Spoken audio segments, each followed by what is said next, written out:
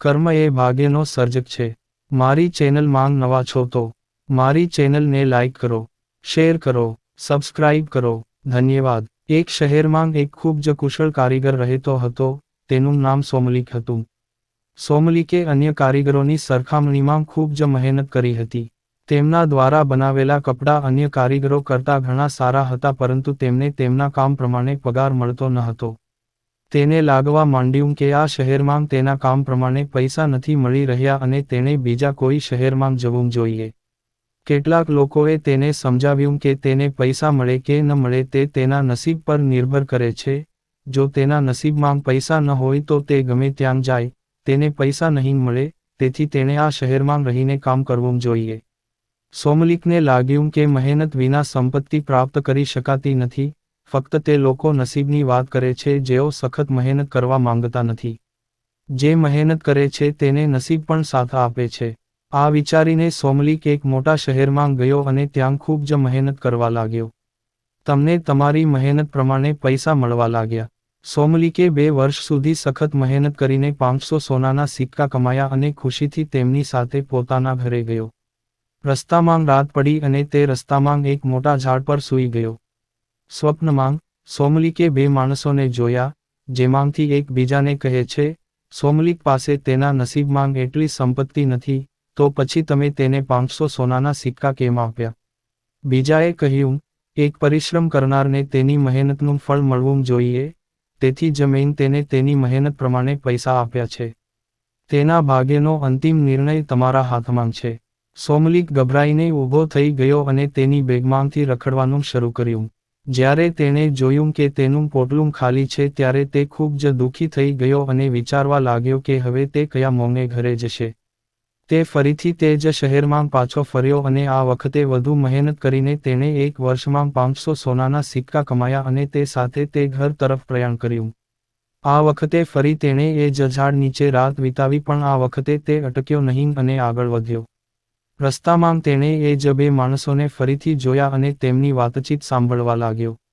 પહેલો બોલ્યો, તમે જાણો છો કે સોમલિકના નસીબમાં વધારે પૈસા નથી, આ વખતે તમે તેને 500 સોનાના સિક્કા આપ્યા છે. બીજાએ કહ્યું, હું મહેનત કરનારને તેની મહેનતનું ફળ આપું છું, અંતિમ નિર્ણય તમારો રહે છે, તમને ગમે તે કરો. સોમલિકે ડરથી પોતાનું બંડલ અનુભવ્યું. બંડલમાં કશું જ નહોતું. આવી મહેનત કરવાનો કોઈ ફાયદો નથી અને તે આત્મહત્યા કરવા માટે ઊંચી ટેકરી પરથી કૂદવાનું શરૂ કરે છે. પછી એક દૈવી માણસ દેખાયો અને સોમલિકને કહ્યું, સોમલિક રાહ જુઓ. તમારા નસીબમાં પૈસા નથી, તેથી જ હું તમારા પૈસા ચોરી કરતો હતો. આપઘાત કરવો એ પાપ છે, તેથી આપઘાતનો વિચાર મનમાંથી કાઢી નાખો.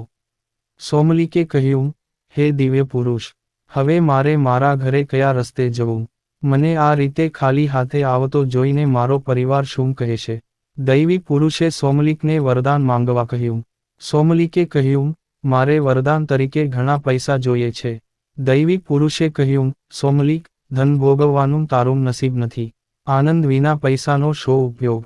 સોમલિકને માત્ર પૈસા જોઈતા હતા અને તેણે કહ્યું, હે દિવ્ય પુરુષ, આ દુનિયામાં જેની પાસે પૈસો છે તેને દરેક પ્રશ્ન કરે છે અને જેની પાસે પૈસા નથી તેને જ્ઞાન અને કળા હોય તો પણ કોઈ પૂછતું નથી. અમીર વ્યક્તિ અયોગ્ય હોય તો પણ દુનિયામાં કીર્તિ અને સન્માન મેળવે છે.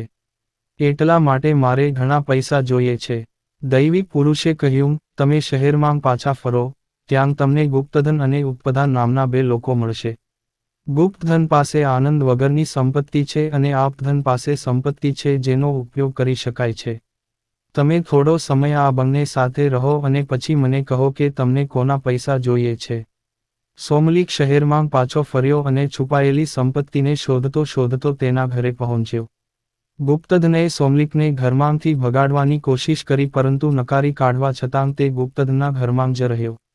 ગુપ્તધને તેને રાત્રે થોડું ખાવાનું પણ આપ્યું અને તે ખાધા પછી તે સૂઈ ગયો. સુવા સોમલિકે જોયું કે ગુપ્તધન બીમાર થઈ ગયો છે અને બીમારીને કારણે તેણે એક દિવસ પણ ભોજન લીધું નથી. સોમલિક ત્યાંથી નીકળી ગયો અને તેનું સરનામું પૂછીને ઉપધનના ઘરે પહોંચ્યો. મહેમાનને ઘરમાં આવતા જોઈને શ્રીમંત વ્યક્તિએ તેનું સ્વાગત કર્યું અને રાત્રે તેને સારી વાનગીઓ ખવડાવી અને સૂવા માટે સારો પલંગ આપ્યો. સવારે સોમલિકને ખબર પડી કે યોગ્ય પૈસાવાળાએ શાહુકાર પાસેથી થોડી લોન લીધી છે અને એ જ લોનના પૈસાથી તે લોકોનું ભલું કરે છે. જ્યારે સોમલિક જતો રહ્યો હતો, ત્યારે રાજાના સંદેશવાહકો આવ્યા અને અફતાદને તેના સારા કાર્યો અને સમાજ સેવા માટે ઇનામ અને પૈસા આપ્યા, જેના કારણે તેણે શાહુકારનું દેવું ચૂકવ્યું. આ જોઈને સોમલિક સમજી ગયો કે કોઈ સંચય, યોગ્ય નાણાં ન હોય તે વધુ સારું છે, તે ગુપ્ત નાણાંની જેમ કંજૂસ નથી. સોમલિકે દૈવી પુરુષને યોગ્ય સંપત્તિ જેવું બનવાનું વરદાન માંગ્યું. શિક્ષણ: કર્મ એ ભાગ્યનો સર્જક છે. પૂરી વાર્તા સાંભળવા માટે ધન્યવાદ.